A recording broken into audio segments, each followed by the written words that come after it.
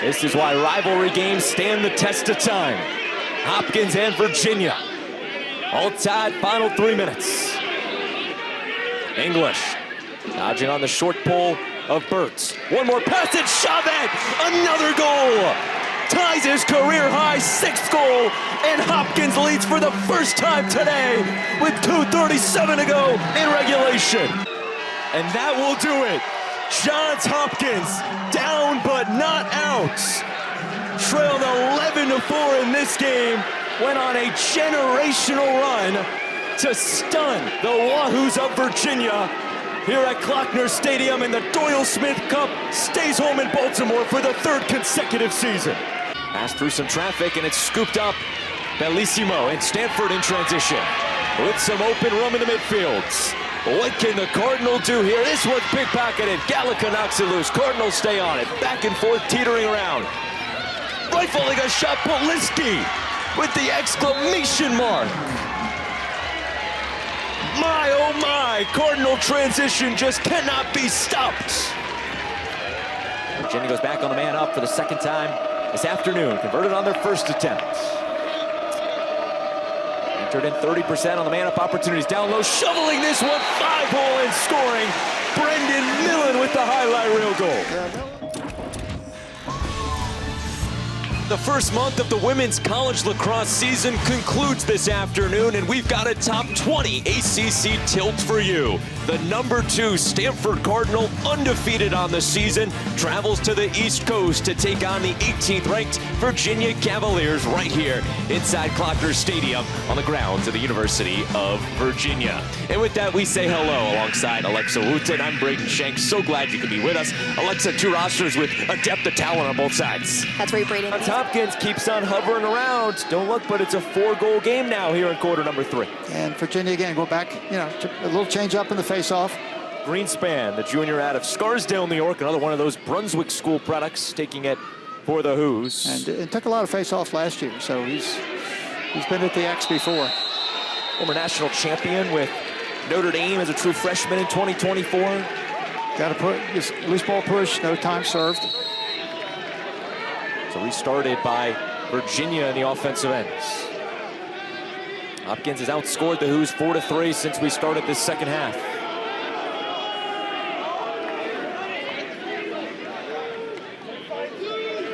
Yeah. Interesting, Virginia, see more Kyle Morris called Colsey out of the box. He's pretty much been the left-handed attackman in the first few games, but they seem to be comfortable having him run, from a midfield box position more than being down below the goal line. Ryan Dunkel dodges near sides. Feeds it on over to Sunderland. One more pass. Shot there, bounced and stopped by Jelinas. He's been sharp. I mean, you certainly can say that, he's had a very good period of time to get himself set, get his warm-up at halftime, and he's kept Hopkins in the game, made it closer than it certainly was in the beginning. 7 saves for the senior. In transition, one more pass, Chavez, and he adds another to his total. Hunter Chavez cashes in, and the Blue Jays have struck for 3 straight here in the 3rd. What a pickup by Hunter Chavez. The ball was thrown at his feet, and in just one motion, he was able to pick it up, while he was on the run. But if you watch the replay, he's essentially, almost counts as a ground ball and a goal. As you can see right there, the pass was a little bit low, and with his great hands, you can see he's able to, in one motion, control the ball and score. Selfless lacrosse by Brooks English, feeding off to Chavez, his 14th goal of the season, 4th here this afternoon. And it's a 3-goal game here with 3:28 to play in the 3rd. How about a little run for Johns Hopkins? Well, the 2 things that have given Hopkins the opportunity to get back in the game is they've been able to convert, and their team defense and Gladys has played very well in this 3rd quarter. Greenspan taking the face-off up against McKee. This one won by Virginia in a long pole, and Hopper that touches it in. Yeah, that's his strength, that picking up that ground ball. We got a timeout, looks like, for Virginia. So So Lars Tiffany gets the timeout off, his first of this second half.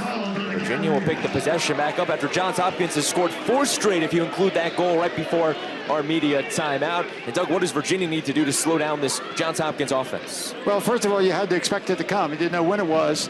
And, you know, when you call a timeout like that, most time the coach is feeling the momentum swinging and just wants to settle his team down. But give Coach Milliman and his staff, they've kept their team positive. They've not allowed them to feel down and put their heads down. And so, you know, like I said, very quietly, really, because of Hunter Chavette, we've got a 3-goal game and we've still got 18 minutes of lacrosse to play. And on the flip side, you mentioned Hunter Chavette. What else has been working for Johns Hopkins in this third quarter? I think it's at the defensive end. I really think, you know, Galanis has made some saves. You know, they haven't gotten beat so much, you know, between the lines like they were in the first half. And, you know, they've very, very much taken advantage of the fact that they've now been able to beat Virginia a little bit in the offensive end. And, you know, as long as you got Hunter Chavette at the end of the play, you're going to score goals. That man right there, Oren Gelinas, number 87. He's dancing. He's having a good time.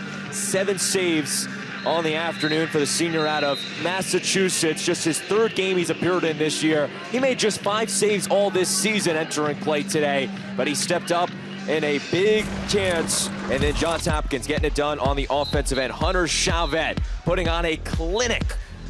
4 goals for the Johns Hopkins Blue Jays. He's getting some help from the teammates as well. Yeah, he had Brooks English combining, you know, getting the last 2 goals, English with the goal, and then with the assist. You know, you get, if you know, as a coach, you often feel how a team is doing with the bench. And when your bench is quiet, that usually means your team is down. When your bench is excited, your team on the field is excited. And right now, I'm seeing a very excited bench for Johns Hopkins. How can you not be excited? The Doyle Smith Cup 20-year anniversary, 100th all-time meeting between Johns Hopkins and Virginia. A lot of history being renewed right here in late February at Klockner Stadium. Who's with possession? They have not scored a goal in over 6 minutes. 9:22 in this third quarter, the last time that the Who's got a goal from McCabe Millen. Trying to break the streak, and it's intercepted by the long pole and Luke Martin. Who's got a fresh 80 on the shot clock. Shot goes just wide and high from Millen right there. It stays with Chase Band and the Who's. If you're Virginia, you know, you don't want to rush. You know, all of a sudden you're seeing some quick shots and tough passes. And so, you know, at the other end of the field, they've got the lead. You don't want to, you don't want to go dead stop. But you want to do what got you here with the lead, and don't force it, and don't try to go too much one-on-one. Ryan Colsey's been part of that effort. Shot high and away from McCabe Millen, and this one turned over to Johns Hopkins. Luke Martin closest to it, and the long pull able to pick it up for Johns Hopkins. But Ryan Colsey, 3 goals in that first half. He's been kept at bay here in half number 2. Well, you know, McCabe Millen took a shot, and what you got to do is before you shoot, you better look around and see where your teammates are. And if there's nobody behind the goal, you probably shouldn't take it. And, you know, he took a shot that there was no backup, and Hopkins, again, another possession. You know, sometimes great pass and great catch. It's Ayers in the offensive zone, a Hail Mary pass on a very pesky ride by Virginia. Chavette, 4 goals already. He leads all scorers today. Number 91 in the Hopkins black. Matt Collison sees it along the midfield. Yeah, he's getting the short stick. English winds up a shot stopped by the big spoon of Kyle Morris. That's a big save for Kyle Morris because momentum was definitely going the other way. In transition, Who's with some momentum. Fighting off the double team is Mac Till. Millen with some space. The long pull. It's Hublitz. Passing over to his fellow long pull who bounces it in. How about a pull goal for Tommy Snyder? One of those rare goals, Braden pole to pole. You know, sometimes you see a pole to an attackman or an attackman to a pole, but you get 2 poles, and Virginia encourages that. They want their poles to stay involved. They want to force the other team to have to, you know, catch up, so to speak, and not run off the field and give teams the chance to get their defensive unit on. First career goal for the sophomore out of Bay Shore, New York, Tommy Snyder, the St. Anthony's product, off the assist of Luke Hublitz.